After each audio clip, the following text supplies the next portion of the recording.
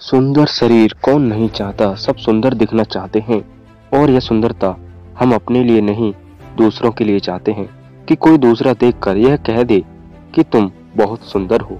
तुम्हारी जैसी सुंदरता तो मैंने आज तक नहीं देखी। शरीर को सुंदर बनाने के लिए तो हम सब मेहनत करते रहते हैं, लेकिन मन को सुंदर बनाने के लिए कोई मेहनत नहीं करता। मन तो हमारा नर्क से भरा पड़ा है। शरीर भले ही स्वर्ग का प्रलोभन दे रहा हो। बुद्ध के समय की एक कहानी है।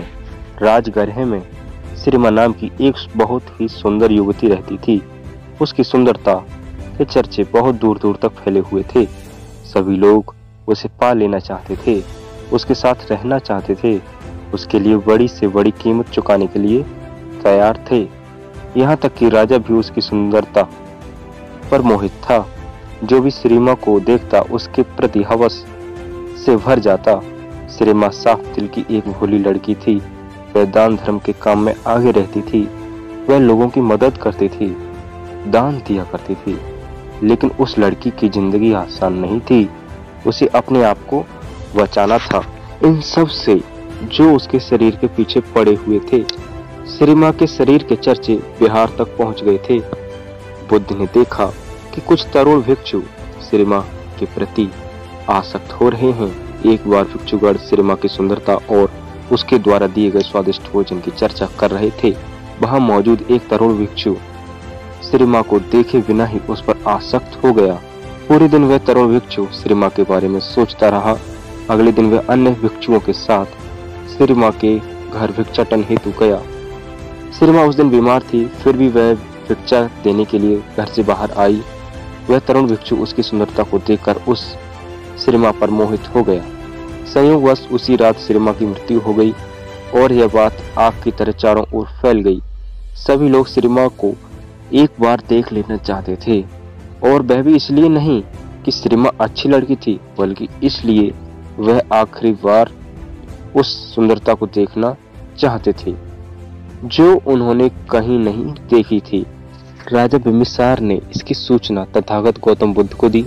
बुद्ध ने राजा बिम्बिसार को सलाह दी कि 3 दिनों तक श्रीमा के शरीर का दाह संस्कार नहीं किया जाए और श्रीमा के मृत शरीर की पशु पक्षियों से रक्षा की जाए। 3 दिनों तक श्रीमा के शरीर को किसी को देखने नहीं दिया गया। चौथे दिन तथागत गौतम बुद्ध की सलाह पर नगरवासियों एवं भिक्षुओं को श्रीमा के शरीर को देखने के लिए शमशान चलने का निर्देश दिया गया। आसक्त तरुण भिक्षु भी श्रीमा के शरीर को अंतिम बार देख लेना चाहता था, अतः वह भी शमशान चला गया। उसने देखा शमशान से सभी लोग भागे चले आ रहे हैं। सभी ने अपना मुंह दबा रखा है। वह भी श्रीमा के शरीर की ओर गया। श्रीमा को मरे 4 दिन हो गए थे। शरीर की सुंदरता चली गई थी। शरीर फूल गया था। शरीर में मौजूद 9 द्वारों से द्रव्य बाहर बह रहा था। विकृत शरीर से दुर्गंध फैल रही थी, जिससे वहां खड़े रह पाना मुश्किल हो पा रहा था। कोई भी वहां नहीं रुकना चाहता था, वह तरुण भिक्षु भी नहीं।